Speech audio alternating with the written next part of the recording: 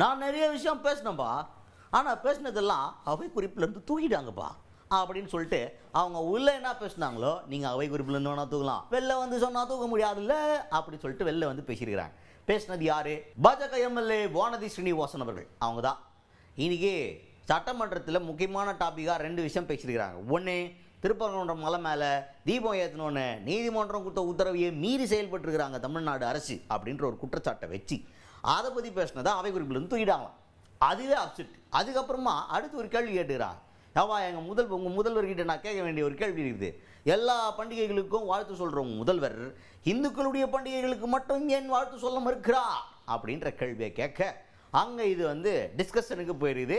அதுக்கு அமைச்சர் சேகர் பாபு அவர்கள் எதிர்த்து, எப்பா இதெல்லாம் தனிப்பட்ட உரிமை, யாருக்கு வாழ்த்து சொல்லணும், எந்த பண்டிகை வாழ்த்து சொல்லணும்லாம் ஒவ்வொருத்தவங்களும் முடிவு பண்ணிக்கலாம், நீங்கள் அதுலெல்லாம் தள்ளிட முடியாதுன்னு சொல்லிட்டு விளக்கெல்லாம் கொடுத்தார்.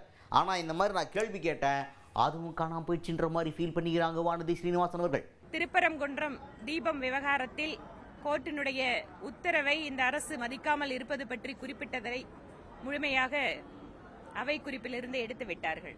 இவை இல்லாமல் மாண்புமிகு அமைச்சர் பெருமக்கள் எல்லாம் எழுந்து நாங்கள் அத்தனை பேரையும் ஒன்றாக பார்க்கிறோம், ஒன்றே குலம் ஒருவனே தேவன், எம்மதமும் சம்மதம் என்றெல்லாம் பேசினார்கள். அப்போது நான் வைத்த ஒரே ஒரு கோரிக்கை, மாநிலத்தினுடைய முதல்வர் அவர்களுக்கு எம்மதமும் சம்மதம் என்றால் ஏன் ஹிந்து பண்டிகைகளுக்கு அவர் வாழ்த்து சொல்ல மறுக்கிறார்?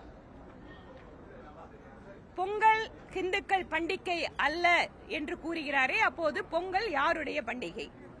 இவற்றையெல்லாம் அவை குறிப்பிலிருந்து நீக்கிவிட்டார்கள். அவர்கள் சொல்வதற்கு எந்த பதிலும் கிடையாது.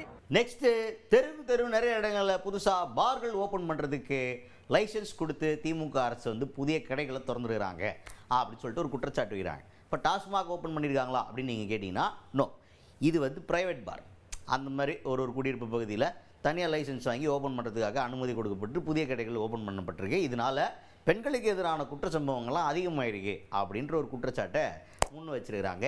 அதுவும் அவை குறிப்பிலிருந்து நீக்கப்பட்டதா ஒரு வருத்தத்தை பதிவு பண்ணியிருக்கிறாங்க. நான் பேசினாலும் தூக்கிடுறாங்கப்பா அவை குறிப்பிலிருந்து அப்படின்னு சொல்லிட்டு வெளியே வந்து தன்னுடைய வருத்தத்தை, மற்றும் அவை குறிப்பிலிருந்து வேணால் நீங்கள் தூங்கலாம், ஆனால் வெளில வந்து நான் பேசினா அதை நீக்க முடியாது அப்படின்னு சொல்லிட்டு வெளில வந்து தன்னுடைய கருத்தையும் பதிவு பண்ணியிருக்கிறாங்க வானதி ஸ்ரீனிவாசன் அவர்கள். மது விற்பனை FL2, FL3 இம்மாதிரியான லைசன்ஸ்கள் பார்களுக்கு கொடுக்கப்பட்டு வணிக நிறுவனங்கள் இருக்கிற இடம், குடியிருப்புகள் இருக்கின்ற பகுதிகள் எல்லாம் தெருவுக்கு தெரு மதுபார்களை திறந்து வைத்திருக்கிறது இந்த அரசு.